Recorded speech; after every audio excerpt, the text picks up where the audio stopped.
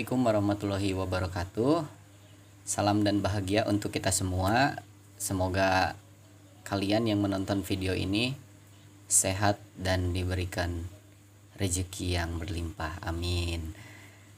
Nah, di sini saya akan menjelaskan tentang sampling audit dalam pengujian substantif, detail transaksi, dan detail saldo.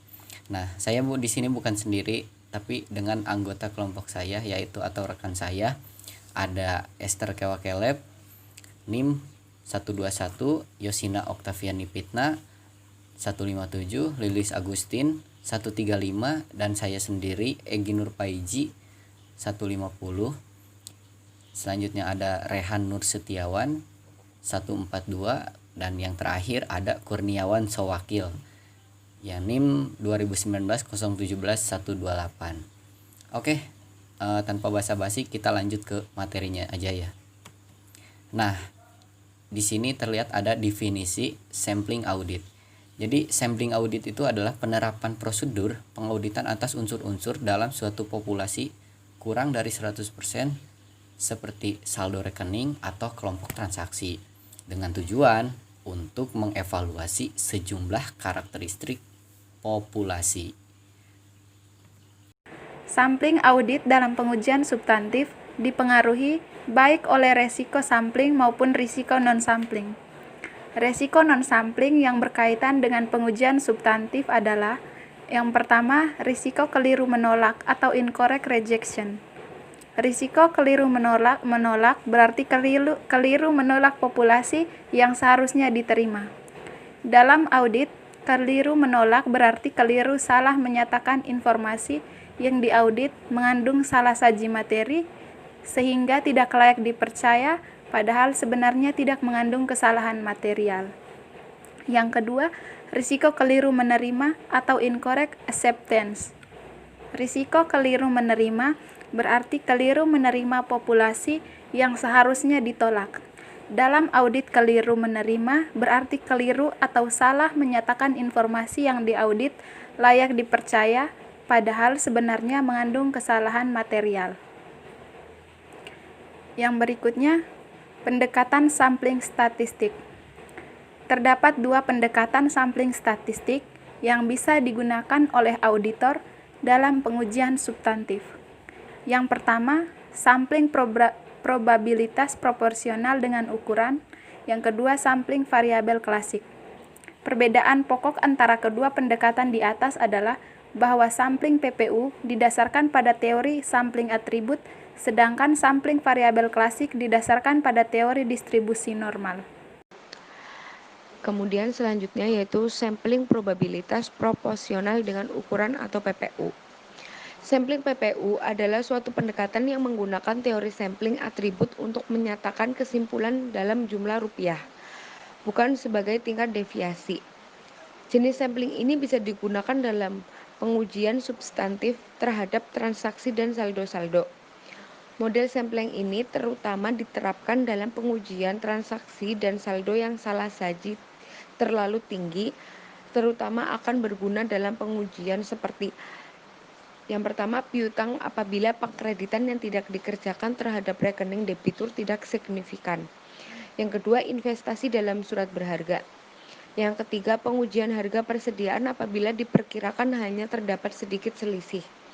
Yang terakhir yaitu tambahan pada aktiva tetap. Kemudian yang A itu rencana sampling. Tahapan-tahapan dalam suatu rencana sampling PPU serupa tapi tidak persis sama dengan tahapan yang digunakan dalam sampling atribut.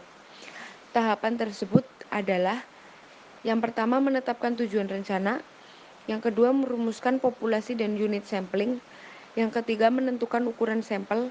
Yang keempat, menentukan metode pemilihan sampel. Yang kelima, melaksanakan rencana sampling. Yang keenam, mengevaluasi hasil sampel.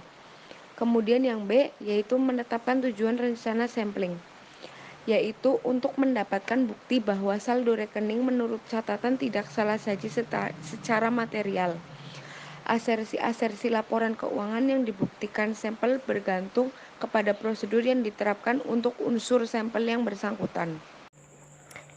C. Merumuskan populasi dan unit sampling. Populasi terdiri dari kelompok transaksi atau saldo rekening yang akan diuji. Unit sampling dalam sampling PPU adalah rupiah individual dan populasi adalah suatu angka rupiah yang sama dengan total jumlah rupiah dari populasi. D. Menentukan ukuran sampel. Rumus untuk menentukan ukuran sampel dalam sampling PPU adalah N sama dengan NB dikali FK per SD dikurangi AS dikali FE. Keterangan NB yaitu nilai buku populasi yang diuji. FK yaitu faktor keandalan atau reality factor untuk resiko keliru menerima yang ditetapkan. SD yaitu salah saji ditoleransi. AS yaitu antisipasi salah saji dan FE yaitu faktor ekspansi untuk antisipasi salah saji. Yang berikut E. Nilai buku populasi yang diuji. Besarnya jumlah nilai buku mempunyai pengaruh langsung terhadap ukuran sampel, yakni semakin besar nilai buku yang akan diuji, semakin besar pula ukuran sampelnya. Faktor keandalan untuk resiko salah menerima yang telah ditetapkan. Dalam menetapkan tingkat resiko salah menerima yang dapat diterima, auditor harus mempertimbangkan tingkat resiko audit yang ditetapkan auditor bahwa suatu salah saji material tidak akan terdeteksi. Tingkat resiko pengendalian yang ditetapkan hasil pengujian detail dan prosedur analitis. Salah saji bisa ditoleransi adalah maksimum salah saji yang diterima untuk berada dalam suatu rekening sebelum hal itu dipandang sebagai salah saji secara material. Antisipasi salah saji dan faktor ekspansi. Dalam sampling PPU, auditor tidak mengkuantitatif risiko keliru menolak. Namun demikian, hal tersebut dikendalikan secara tidak langsung dengan menetapkan antisipasi salah saji atau AS yang berhubungan terbalik dengan risiko keliru menolak dan berhubungan langsung dengan ukuran sampel. Sampling variabel klasik. Keuntungan dan kerugian pemakaian sampling variabel.